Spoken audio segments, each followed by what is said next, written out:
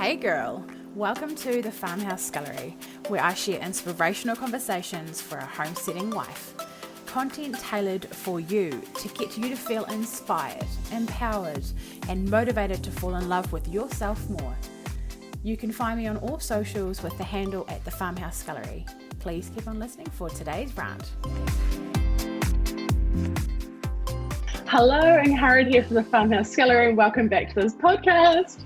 Today I have a really special guest who I came across on my Facebook news feed yesterday actually, and I heard her talking about what it takes to run a successful business as a mama, and I was like, I have to have this woman on my podcast. So I reached out to her yesterday, and while we were chatting, I realized what a divine appointment it was. We have so many parallels in our business with her story and my business and my listeners. So I'm delighted to introduce you to Christina Whiteley. Oh, well, thank you so much for having me. I'm really excited to be able to share some knowledge and some insight and hopefully help speed up the process for a few people, because it's really important to find mentorship and find people that you can learn from that have gone before you. It actually collapses time, so it makes things happen faster. I agree 100%. Yay. So here's a little more about Christina. Christina grew up in a small town on the coast of British Columbia in Canada. Overcoming many failures and after being bullied through many years in school, she has a passion for helping women find their voice. She was a hairstylist for many years, running her own salon and on-site wedding business, and she loved that she had the opportunity to instill confidence and give insights to her clients. 3 years ago, she realized that she could make a bigger impact and empower more people to live up to their full potential, think outside the box, and start living the life of their dreams. Now, as an industry leader, Christina and her husband Ryan are stay-at-home parents to their 3-year-old daughter. They sold their house in the city and moved to an acreage in the country so that they could start building their legacy. They have paid off all their school and credit card debt and spend a lot of time traveling around the world. So welcome again, Christina. Thank you very much for being here. I've just shared like the formal bio. Would you mind sharing like a bit deeper about like who you are and how you've really gotten to where you are now? Yeah, absolutely. So I'm from a really small town on the coast actually, and I grew up in a middle class family, much like people of that generation. My dad was the breadwinner. My mom stayed at home with me, and the reason that I bring that up is because I was really badly bullied from about grade 4 on. There were times that I begged my mom not to go back to school, and she's like, "Nope, you're going." She was like, I don't think that she really knew the extent of which was happening, but my mom was always there for me. And I knew growing up that I wanted to have a child. I wanted to have children. I wanted to be a mom, and I wanted to be there for them too. I think that my life wouldn't, like, I don't know if I would still be here if my mom wasn't at home to instill confidence and belief and love. Like, if she was working and she wasn't present for me, I don't know if I would still be here. So that's why I have a very strong drive to help other women. I also have a strong drive to be at home with my daughter. And that was a huge challenge, becoming a business owner or being a go-getter. It really pulls on your heartstrings because you don't know if you should have children or not. And that was something I tried to build my entire life around. So like a good daughter, I went to university because they told me to. It totally wasn't my thing. I am not a classroom person. I'm pretty sure I fell asleep in every single class. Like I'm not that kind of learner. And I struggled through it. I incurred a ton of student debt, like tons and tons and tons. My parents they wanted me to go to university, but they didn't pay for it. So I incurred a ton of debt, and I was just like, this is kind of crazy. Like, why am I doing this? And so I got into, I was going to be a musician because I was a really great singer, but I didn't love that lifestyle. I knew that having a family wasn't conducive to being a rock star. Weird.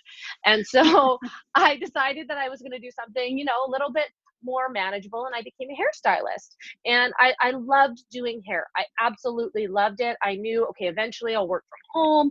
I'll be able to have a family. I'll be flexible. It seemed like the solution to my problems. However, What I didn't think about in my youth was that I was going to be working evenings and weekends for the rest of my life.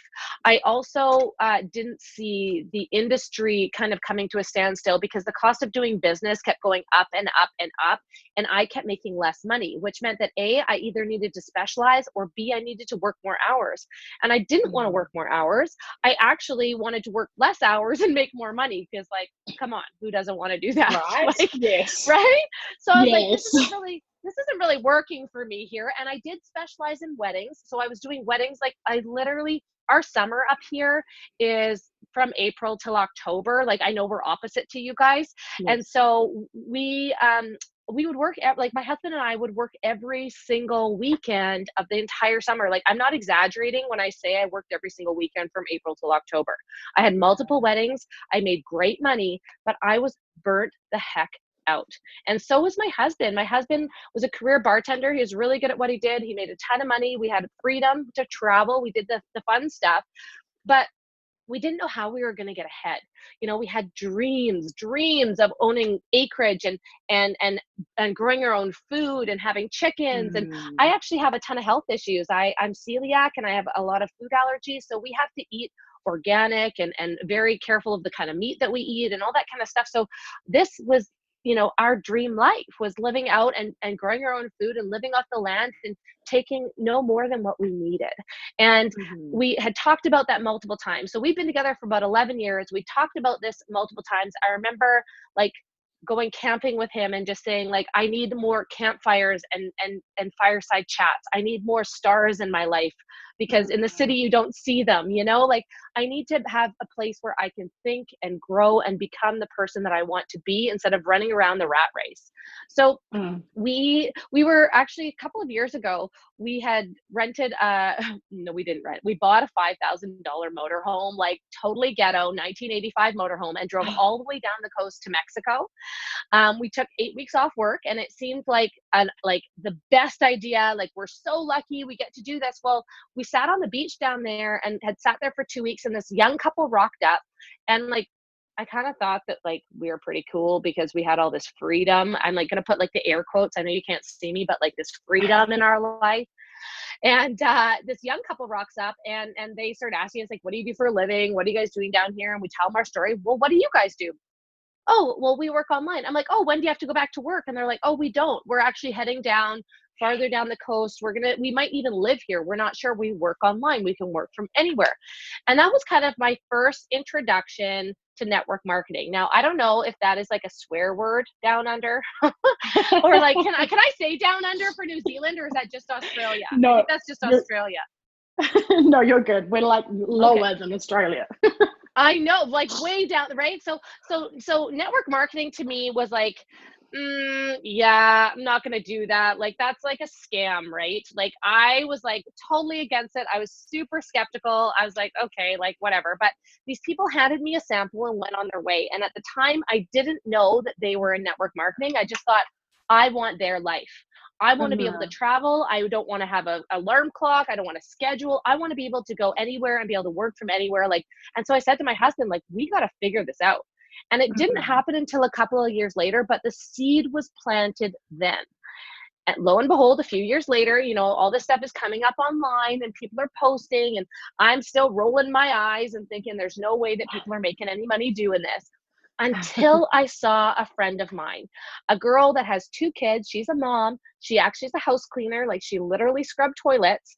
And she went from doing that to a year later making $20,000 a month online, shutting down her business. And I was like, hey, what are you doing? Like, you need to tell me what you're up to, because it was real for me. When I saw somebody that I knew do it and become successful, I started looking into it more, and I was more open, because a lot of people are really closed to network marketing because they don't understand what they're saying no to. They don't understand that they're saying no to the freedom, the financial freedom, the time freedom, the everything. And you know what? Personally, I was willing to give up doing hair to have that life. Like, you have to decide. I really believe in reverse engineering. So you have to decide the life that you want, like many of your listeners have, and then figure out a way to get it. You have to do the work. You have to put yourself in the game. And so I started this business because I had a really terrible shoulder injury late into my pregnancy, and I was going to have to go back to work when my daughter was 3 months, 5 months. Like, I was going to have to go back to work when part-time, and I didn't want to do it. I just didn't. I wanted to be at home with her. I wanted to give her everything that I had. And I decided that I was going to, you know what, throw caution to the wind, throw my bad attitude to the side, and I was going to do something different and pivot from what we were doing before that wasn't working, because I didn't want to miss out on family birthdays and barbecues. I didn't want to miss out on camping and late days with my daughter. I didn't want her to have that life. I wanted her to have two present parents that cared and loved her and could give her everything that she needed. So honestly, that's what I did. And I jumped in with both feet. I didn't know anything. I could barely post on social media. Like, I was like, what's this Instagram? Like, didn't even know what Instagram was. And all of a sudden, I realized, after using the products, getting a great result myself, that all I had to do was tell people. Like, you're telling people, you got to go see this movie, or you got to go to this restaurant, or, hey, you got to try these supplements because I just lost 40 pounds on them. So it was really easy for me to refer people. And all of a sudden, the positive energy, the momentum, everything took off. And within 6 months, I was able to close the salon and on-site wedding business down. And within a year, my husband was able to leave his job. And that's why we could leave the city. That's why we had the freedom to sell our house in a high market and move to the country and buy the 10 acres that we dreamed of and live like we're retired now in our 30s, when we thought we would have to wait till we were in our 60s. Wow, that is one heck of a story. That I have so many things I like go off and do of that. Like, I think it's just the encouragement that, like, anyone, like you're saying, like, it's about pivoting. Like, anyone can pivot from where you are now and go to wherever you want to be. There's no blocks. There's nothing that you've done or someone else has done, the Kardashians done, or whoever's done, your neighbor's done, your friend's done. There's nothing that they've done that you can't do. We're exactly the same. And I'm just like in full belief of that. And I know that when we are in integrity with what we're trying to sell, or what we're trying to do, or what we're trying to promote, or what we're trying to share, that is what attracts people.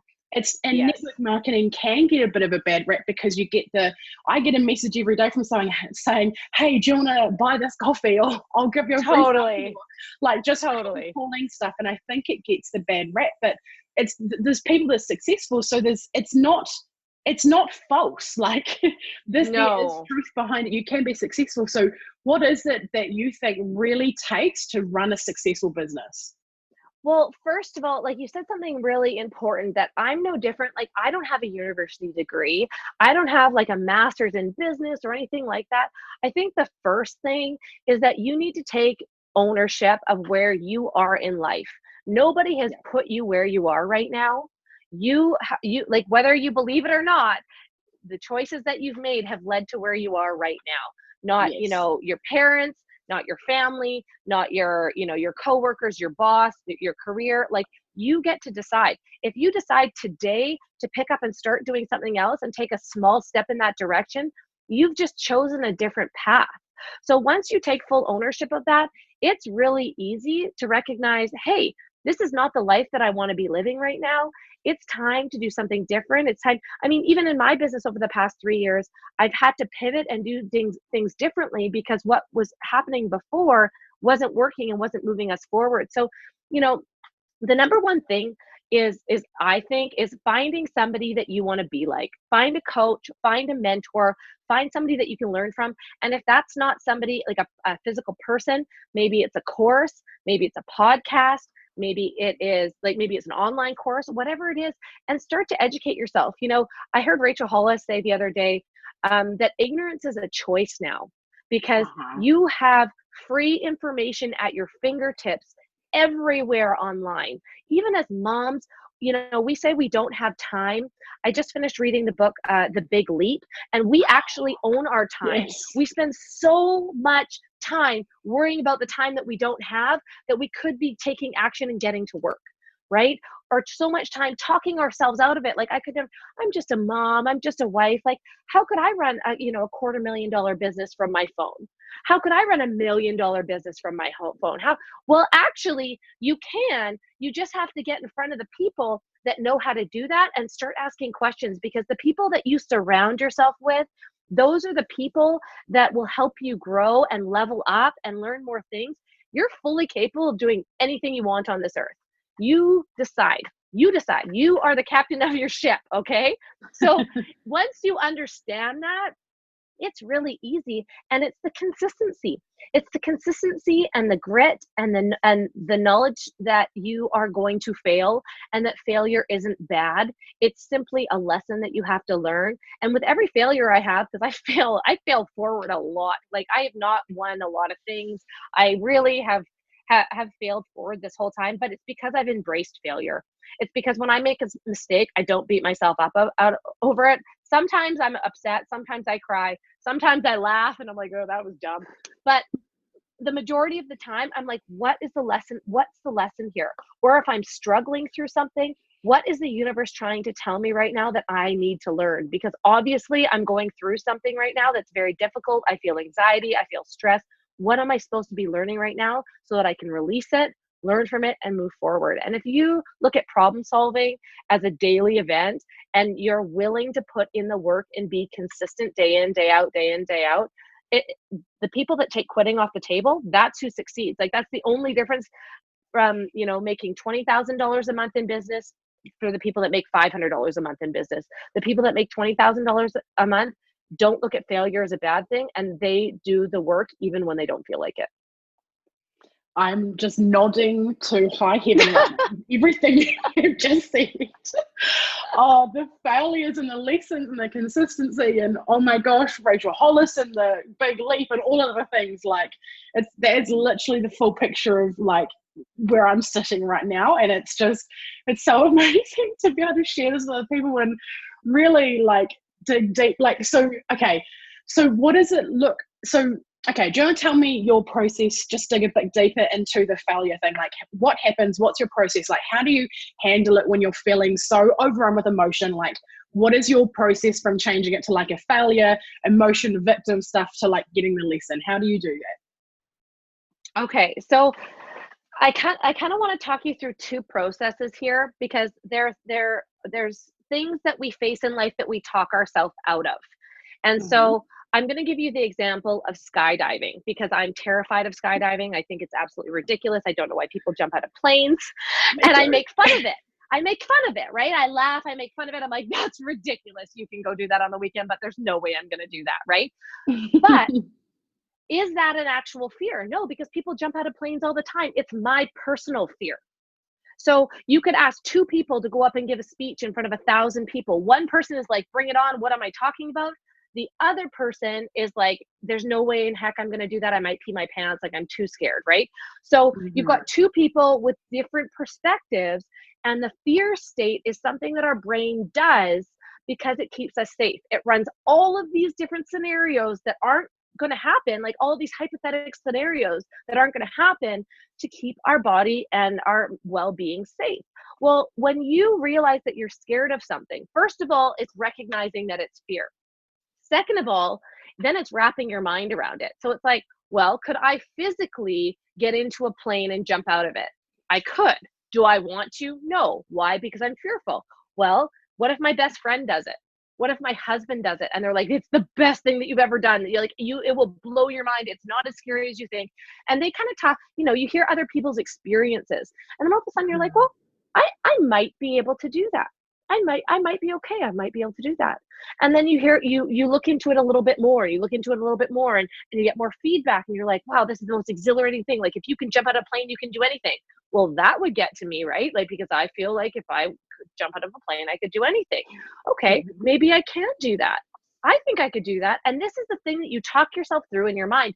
All of a sudden, when you've processed it enough and you've realized that your fear is not real, you're like, hell yeah, I could do that. I'm not going to, but hell yeah, I could do that. I could absolutely do that, right? So you can actually physically talk yourself through it when you recognize that it's fear. Now, when it comes to failure, So I'll give you a little bit of my background. As a singer, I was a competitive singer. I sang in festivals. I went into doing pageants. I never won my local pageant, yet the people believed in me that sponsored me, so they pushed me on to my provincial pageant.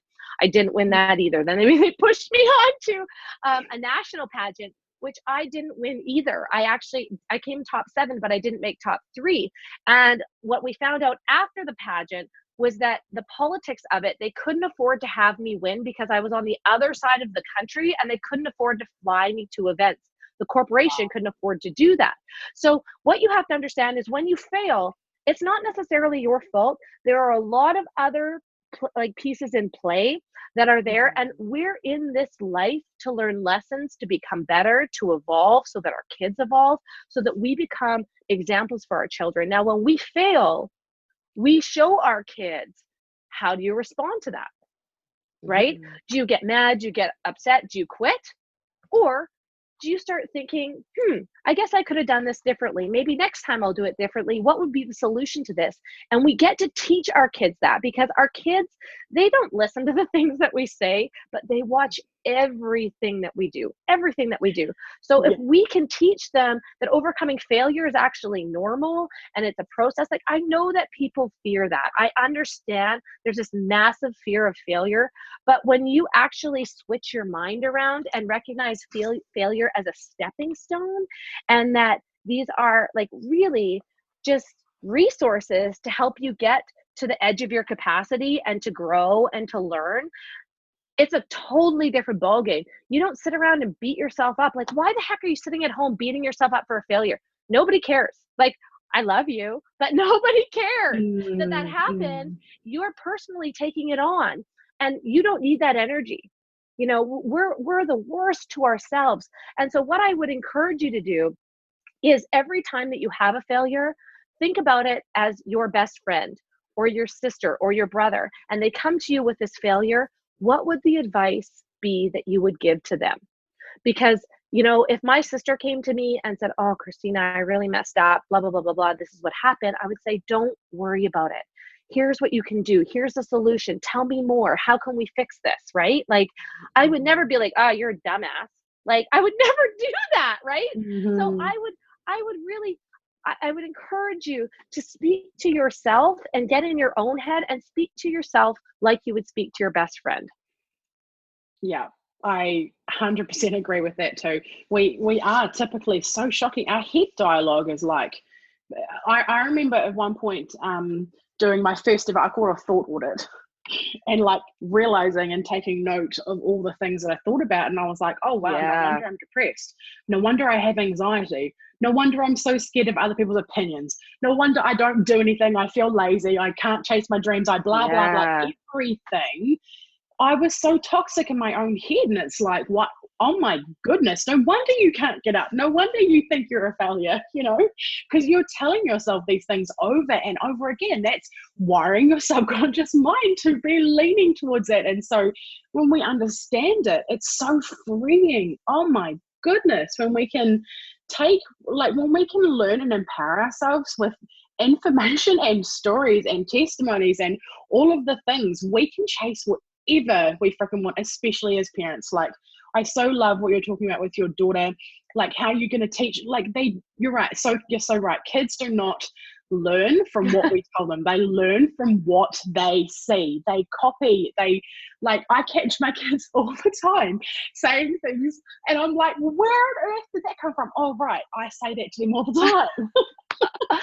Well, that's just it, right? They're little sponges. And the other thing is, be very, very conscious of who you spend time with, because the 5 people you spend the most time with are the most influential people in your life. If they are shooting down your ideas, they are negative, they're always complaining, they are bringing down your energy, they make less money than you, like, I'm not even kidding. Those are the things that are going to impact your life. So if you're not conscious of that and all you're listening to, I lived that life in my 20s with all the people that were negative and wanted to complain. And when I don't know what happened at 30, I just woke up and I was like, hold on a sec. I don't have to put up with your crap. I don't have to listen to this. I don't have to be brought down by all of this. I can find a tribe that wants to raise me up and has the same way of thinking of me, or as me. And people would not be on your podcast if they didn't want to level up. Yep, 100%. So you were just saying before that, like when you were 30, is that the switch? Like, was that the catalyst to all of this happening for you, for your life changing? Or like, so you just woke up one day, or does something happen? Or It's funny that you should ask that. I was in a really, before I met my husband, I was in a really terrible relationship. Like, instead of dating a one guy with a bad quality, and dating 10 of them in a row, I just dated one guy with 10 bad qualities. oh, So I was in a really terrible relationship that crushed my soul. And when I left, I said, like, I remember walking out the door and saying, I hate who I've become when I'm around you, and I cannot stand who I am right now. And I left. And that was a pivotal moment for me, in starting to seek up and look for other people. And then I met my husband, and he is extremely intelligent. He's very quiet, but he's extremely intelligent. He's very insightful. He's very thoughtful. And he started changing, he started calling me on my stuff. He started saying, hey, you can't say that. You can't put that energy out into the world. You can't do that. And he would give me, like, the reason I married him is because as you can probably tell, I'm a pretty strong-willed person. And the reason I married him is because he called me on my shit. He called me on it. And he's like, you know what? You can't say that, or you can't act that way. Or like, if you are doing this, then you're going to attract people that are like that. And he really woke me up to that. And I had to let go of those people to move forward. I had to let go of all of that stuff, all of the stuff that was anchoring me, so that I could grow into the person that I was meant to be. And the crazy part about it all is that I had physical problems. Like, I have physical, like, nausea problems because I wasn't living up to my full potential, and I freaking knew it. My subconscious knew it. I knew it. And I was just like playing it safe. And that doesn't light my fire. So at 30, then that was before I had my daughter. I had my daughter at 33. At 30, I'm like, I don't know what it was. Maybe I'm like, I'm a freaking grown up. I don't have to do this. Like, I don't have to put up with this. I get to choose my friends now. I don't have to be friends with you. I don't have to spend time with you. And all of a sudden a switch like flicked in my head, and I was like, yeah, I'm not doing that anymore. I'm going to look for people that are like me. Yes. I praise you. Thank you for doing that for yourself and sharing it. And this is what we all need to do. We have to flick the switch and go, no, I am in control of my freaking life. No one and sometimes else. It's self-love, right? Yes. It's finding the self-love for yourself. Absolutely. Yes. So like all of these things, you're living rurally now, like you had all the like all these anchoring to different areas and stuff. How do you balance or cope? Like what does it look like trying to surround yourself with the 5 people that you want to be like, that have the higher goals and the income and all of the things, while living rurally and while being a mum? Like, how does that, and then running a successful business, like how does that look for you? That's such a great question. I realized, so I progressed very, very quickly in my business. And I felt I'm a very social person, obviously being a hairstylist, like I really love that aspect of it, but I found that I could still connect and build relationships online.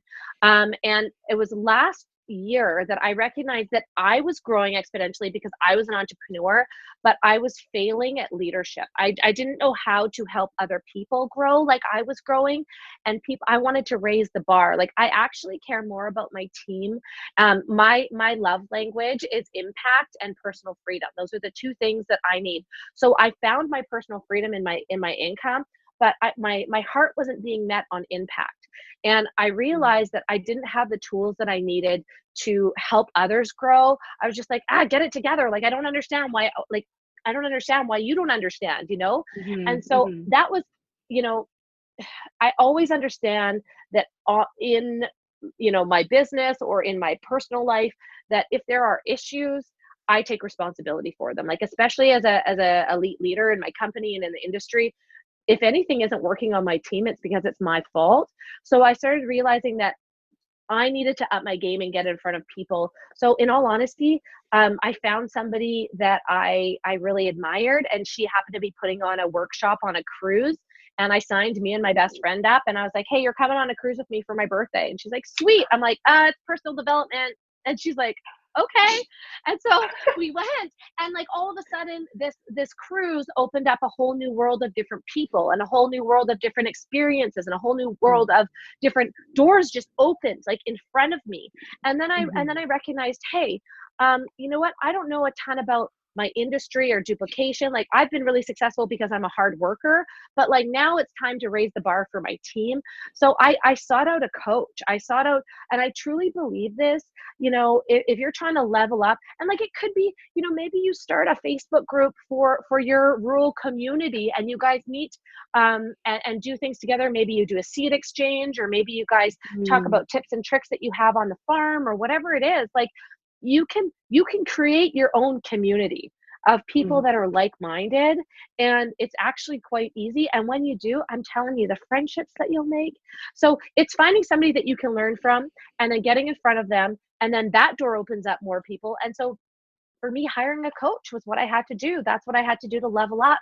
So I hired a coach of somebody in my industry that had, you know, I think we have like a collective of like 100+ years in the industry from all of the masterminds that are there. People that have made millions and millions and millions and millions and millions of dollars are sitting there telling me how to do it. And so that speeds up time. Now, I recognize that I run an online business, and a lot of people, you know, you crave this rural lifestyle. Well, in Canada, organic farming, not a ton of money in. So we had to figure out what were we going to do. Well, we brainstormed, and because my husband was a bartender, like this is how I want you guys to start thinking, different streams of income. We cleared some land, and we're planting 450 apple trees, and we're zoned for a distillery. So we're going to do cider. We're going to make cider and have an estate cidery. So there are different things and connect with other people that are doing that and learn from them. You know, there's people in our area that my husband will go and volunteer at their cidery and learn how they do things, so that you, again, collectively raise the bar. So, you know, is this all manageable with kids? I am never going to tell you that the work-life balance is easy. Anybody that does is lying. It's not easy. It's not easy at all. But if you can leverage your time and find a way to bring in an income that will feed your love and your passions, that's what I encourage you to do. Because, you know, for us to be a hairstylist and a bartender trying to make more money, we'd have to work 80 hours a week to make more money, and we'd be exhausted. But when you can use, you know, this whole new online world, not to say that it's for everyone, like I'm not saying, and I'm not even saying that network marketing is the solution. Like it could be a different online business. It could be something that you are servicing rural areas, and maybe you're selling organic seeds, you know, whatever it is, sprinkler systems, whatever, it doesn't matter. But utilizing online so that you can batch your time, so that you're not on other people's time. And you have to learn to be present. So when I'm with my daughter, my phone is not in the same room as me. Or if we're outside and I want to take pictures for content because of what I do, my phone is on airplane mode. Or I might do a quick live video and then the phone goes away, but I'm present when I'm with her. And then I block out space in my day and I ask for help. I ask my husband and say, hey, I need 2 hours here that I need help because I need to work on my business. And we work together as a team. Having a partnership is so important, and having that communication. That's the only, like, honestly, that's the only reason that I am where I am, is because my husband and I have partnered together. We don't have any gender bias. My husband cooks all of our meals. He does the laundry. My husband also, like, I'm the one that brings in the paycheck right now. And I'm totally cool with that, because when I first met him, he absorbed my student loan into his house. So, you know, like, he's like, I'll pay off your student loan, and now we're going to do everything as a team. And we agreed to that 11 years ago. So that's what we've done. And I encourage you to have conversations. Like, don't just sit in your home with your kids saying, I wish I could do this. I wish I could do that. I wish I could do this. Have the hard conversations. Say, my dreams and aspirations are this. What are your dreams and aspirations? Write down your goals. Come up with a plan. If you don't know what your dream life looks like and you haven't written it down, I'm telling you, write it down on a piece of paper. Because when we were moving from our house in the city to the house in the country, I took out this piece of paper from my desk and I just said, oh my God, look at this piece of paper. We wrote down we wanted 10 acres. We wrote down we wanted to grow our own food. We wanted to do this. We wanted a suite. We wanted, you know, all of these things. And we got everything we wanted. And we wrote this 3 years ago. Yes. So Oh, we didn't know that was going to happen. But when you set an intention, the universe takes over. I say that 2020 is going to be my $1 million year, the year that I make $1 million that year. I don't know how the hell that's going to happen, but I have faith that something is going to switch or kick on. Maybe it's a TED Talks, maybe it's a book, whatever it is. I have faith that something is going to switch on and everything is going to explode, and that's what's going to happen. yeah, I fully agree. You set the intention as to what you want and you let the universe or God decide the how. Just 100%. You have to know what you want. If you don't know what you want, nothing can happen. Yeah. You have to dig deep. You have to be honest with yourself. You have to soul search, and it's amazing. And so this leads perfectly into another thing I wanted to ask you, which is for all the women out there who like have this burn to do something for themselves, whether it's a business or doing something different, but they don't believe they're going to be one of the lucky ones who make it. What would you say to them? I like whenever I hear people say lucky, I just want to laugh. Because there is no such thing as luck. There's no such thing as luck. When you talk to successful people, you have no idea what their past is. You have no idea where they came from. You have no idea the obstacles that they've overcome, because I didn't just skyrocket a business. I had been doing those things for a long time. People say all the time, "Oh, you're so lucky. You're so good at public speaking." I'm like, I started singing competitively when I was 6. I started doing musicals and acting when in my youth. I got into doing pageants. I did Toastmasters. I was coached on how to do interviews and impromptu questions. Like, this didn't happen overnight. Now, I don't want that to deter you. I don't want that to deter you, because you either start today, or you start 5 years from now, or you start 10 years from now, or it never happens for you. So you have to decide today that things are going to change. When you are listening to this and you know that I'm talking to you, you have to decide today that things are going to change. And even if it's picking up the phone and doing a research call, even if it's going into Google and Googling something because you're interested in it, and you start doing research, you have to just take small incremental steps every single day to move towards your goal. What I do, a freaking monkey could do. Like, I'm not even kidding. What I do for a living, a monkey could do. But the fact that I do it every single day in, day out, for the last 3.5 years, that I never waver. I do it on the days that I don't freaking feel like it. I do it anyways. I'm so stubbornly disciplined because of what I want, because of the life that I want, because I know what my family deserves. I know what I deserve and what I want. And I have an expensive taste and I really like to travel. So I'm not willing to give up the things that I love because I had a bad day or I was tired or whatever. And it's not about these big grandiose gestures, right? Like, it's not about that. It's about doing the small little things and creating success habits. And if you're the person that's sitting there saying, I'm just a wife, I'm just a mom, I'm just a student, I'm just a friend, I'm just a daughter, I don't know anything, that crap needs to stop right now. Like, we are exactly who we decide to be. If you are not where you want to be in life, you need to start making choices daily to get there. And maybe it's positive affirmations. I'm sitting here in my office and I'm looking, because I do a lot of work. I work with a lot of healers. I work with a lot of people that manifest and cast vision. I'm sitting here looking at my 3 truths that I'm embracing right now. I am making progress. My potential is unlimited. I am focusing on moving forward and upward, and I am cherished. Those are the 3 truths that I tell myself every single day because I was lacking that belief at this point in time. And journaling, like you said before, is such a great way to do that, because you journal and you talk about how you feel and what you're going through and all that kind of stuff. Well, as soon as you have that on paper, you can turn it around and put in the positive affirmation that you start telling yourself, because you and I both know that we create our consciousness, that we create the life that we have in front of us, and that if you're feeding yourself negativity and crap that you can't do it, you're never going to do it. But if you get up every day and you're like, I'm going to do this. I'm going to do this. I'm committing to doing this. I want this badly enough. And what it comes down to is why. Why do you want these things? Because that's the only thing that keeps me going, is because I look at my daughter, and my dad was never around when I was growing up. Like, he wasn't home. He was always working. And my daughter has a foundation for confidence, courage, discipline, grit, problem solving, because we're always here for her.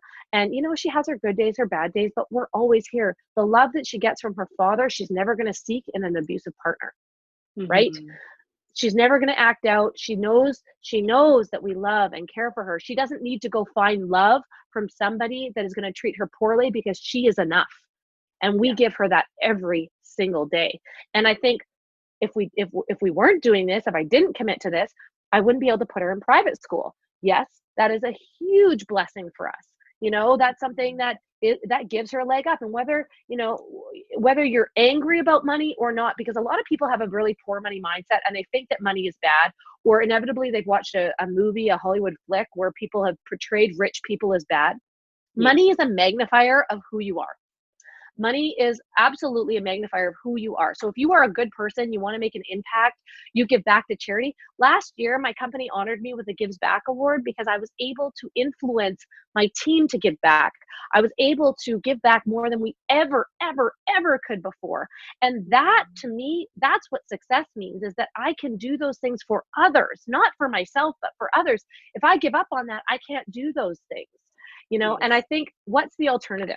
What's the alternative to the lifestyle that I want to live? Never traveling with my daughter because I couldn't afford it, never showing her these beautiful places, or taking her to third world countries to do mission trips so that she's grateful for every single little thing that she has, including the firewood in her fireplace. It's so important that we teach our kids value, because nowadays they don't get that. That is amazing, the impact you can have on other people's lives and your child's lives. And when I agree, so many of us have hang-ups about money because our parents used to say, what's one I hear quite often is successful people with a lot of money have stood on others to get to where they are, like the whole bullying. Never. And it's just, and these things will then impact that, we don't want to earn money doing something good because it's dirty money, or whatever. That's a mindset.